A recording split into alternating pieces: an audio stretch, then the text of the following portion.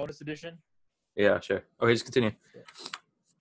But, talking specifically about like the ARs or that, if you imagine situations where you're in your property or on your home and you have 2 or 3 or 4 armed assailants that are coming at you, okay, you need to have the level of firepower to meet that threat. A handgun is okay to an extent, but in a lot of rural areas, like if you're talking on your property with a certain distance, a handgun's not that great beyond like 50 yards, 50 meters, especially for accuracy or even knockdown, or really knockdown's a myth, but I'm just using the term of, like actually hitting them and having an impact. But so you need to have the not only just the quantity of ammunition, like 30 rounds or that, but just the ability to meet multiple threats at one time. The thing is, if no one out there had ARs, if then it would make sense, nobody right? out there, then you wouldn't need one. Yeah. But the problem is that there are so many people out there who don't care what the law says. Exactly. You're just making it harder for civilians to get it. Yeah, they don't care what mag restriction you have, or so they're, if they come at you with an AR and you say, oh well, I've got my New Jersey compliant gun that I can only have 7 bullets in and I'm not allowed a semi-automatic, you're already at a disadvantage from meeting that level of force. Mm-hmm. The problem is that it's what's available, but it's also what people are willing to do.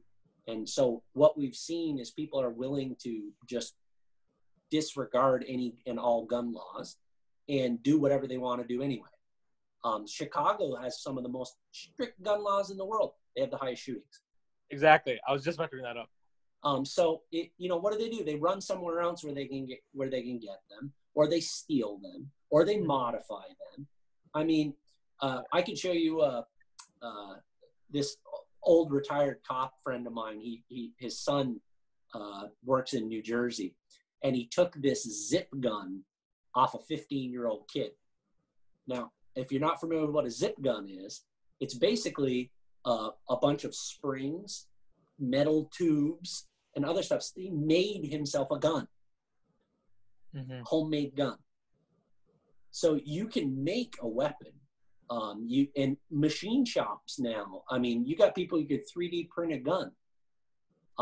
It's getting to where you go to Pakistan, they, in the tribal areas, they make. Yeah, I've been to Peshawar. They make guns. Oh yeah, and so they just walk around with AK-47 strapped to their back, and no one wants to mess with them. Right. And it's one of the honestly, Peshawar is pretty peaceful as a place. Right. So it's the idea that if you face a risk that's here, you need to be able to meet it. Mm-hmm. If you can't, you're stepping off at a disadvantage. But again, it has to go. Each individual is different. I mean, there are people out there. I know people out there who are they don't believe in guns. They want nothing to do with it. So I'm not telling them you have to have a gun. Mm-hmm. But I don't think they should be telling me that I can't. Agreed. 100%. That's the thing. I'm not doing anything I'm not doing anything that shouldn't be done. And the fact is, again, that like I said, the criminals, I mean, if a criminal's committing a crime, they're already breaking the law. So do you think a criminal is going to murder somebody who's worried about a mag restriction? Oh no. You're right. Let me use a knife instead. No. No, you convinced me about that point. Yeah. But I will give you this. It does depend on location, which country you're in. There's a lot of things. So like my wife comes from Singapore. Singapore does not have a history of guns. It has no gun culture. It's a city with a policeman on every street corner. Would I say, oh yeah, let's just let ARs go into Singapore? I'd be like, there's no need. There's not that. Why would be the risk is not there. Right. So I do believe somewhat in looking at it from a risk perspective.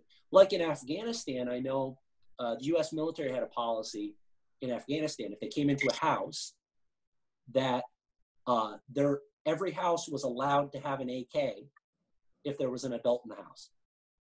Yeah, makes sense. They wouldn't take their AK because they knew that these local tribal guys, they needed the AK for their protection. Right. Now, if they found a rocket-propelled grenade, or if they found a weapons cache, like they found 30, 40 guns, then they'd be like, okay, something's wrong. So even the U.S. military recognized, hey, this is Afghanistan. You know, these guys have to be able to have an AK. Right. So it, again, depends on where you are. So I could see, like, in certain areas saying, no, this is not appropriate for this place at this time. But the problem with gun laws is they start with, like here where I am in Vermont, Vermont's like the safest state in the country. We have like no crime. And they've started to institute all these gun laws that it's like, well, why are we instituting these gun laws? Because we've never had any gun problems ever. Mm-hmm. Yeah. And, you know, it's because of what's happening in Parkland, Florida or something. And it's like, well, Parkland is not here. Right. But not only that, but they had those gun laws and they got and it still happened. Yeah. Yeah. So it's this emotional reaction to stuff. It's not based on actual common sense and good judgment. And the U.S. is a heterogeneous society. Exactly. We're a gun culture. I mean, bro, actually, the gun culture. Let's get it. No, it depends on where you live. Yeah. No, it's what he said, but in general, like the point is still true. Like villains don't care. Like those laws just make it harder for civilians. But in general, the U.S. is a gun culture. In general, 100%. Yeah. In the last, as the urbanization of the country and increase of people, the Italians 100 years ago, the Irish 100 years ago, yeah, that changed somewhat. But the overall, you know, it's Daniel Boone and Davy Crockett. Right. You know, it's. I would see that more in Colorado areas and like Montana and. Yeah, it's the guy on the frontier with the gun. I mean, it's kind of like the national narrative. I mean, you know, we have the Second Amendment and the whole, you know, it goes along with it. But for me, is I fundamentally believe, and I base this again solely based on the Islam. Yeah, you have a right to you have a right and an obligation to protect yourself. 100%. That's 100%. True. I agree. So there's precedence for it in Islam as well. Like, right. So I mean, you can't say, well, I mean, no, sorry, you can't have that because you're not allowed to protect yourself. Again, there's a limit, you know, because you know there's a limit of common sense that comes in. That obviously a tank is not necessary because we don't individually face such a risk that we require a tank. Yeah. But you know, we do face individual risks to life and property that would require us to be able to meet that, and a firearm is the most obvious way to meet it. Right. But I mean, the other thing too, I was quite shocked with the brother Hassan Shibli actually being so open, being like, "Wow, it looks like they should." Ideally, that's not his only weapon.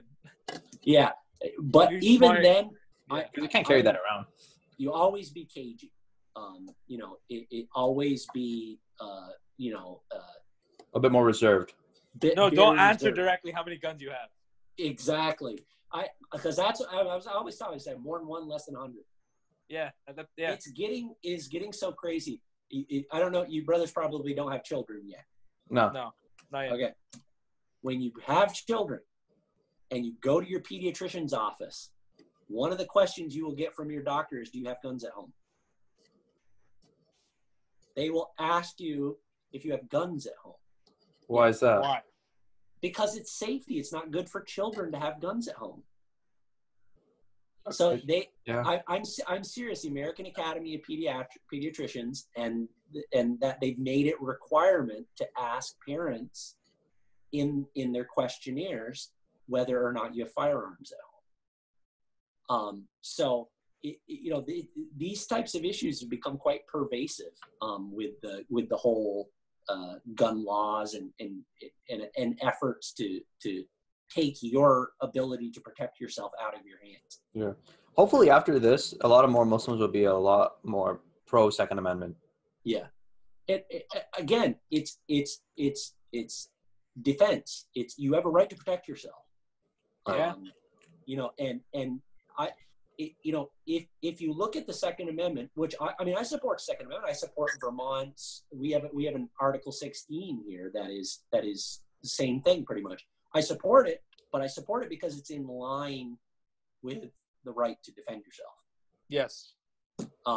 So because I look at it as if if I support the Second Amendment, well then what about the 13th? What about the 17th? So I look at it as, yes, I support the Second Amendment because it's in line with what it's defensible. It's defense. Again, it's a fundamental right. I mean, since we first picked up spears and clubs and whatever, simple bows and arrows and whatever pole arms, it's been a fundamental right that men have you have the means to protect themselves and their group.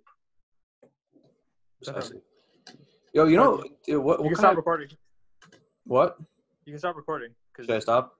Yeah. Okay. You want to mention something?